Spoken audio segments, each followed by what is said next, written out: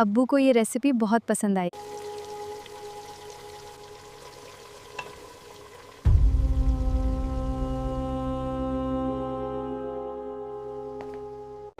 तुम जो भी खाना बनाती हो उसमें कुछ न कुछ गड़बड़ जरूर होती है। अम्मी, मैंने तो सब कुछ ठीक से बनाया है। मुझे लगता है तुम इस घर पर काला जादू कर रही हो। अम्मी, ये कैसा इल्जाम है? मैंने ऐसा कुछ नहीं किया। अम्मी, बिना किसी सबूत के ऐसा इल्जाम मत लगाइए।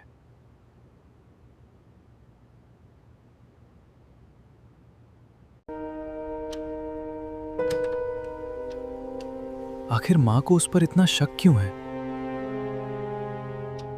सब कुछ तो ठीक है। सच जाने बिना किसी पर इल्जाम लगाना सही नहीं है।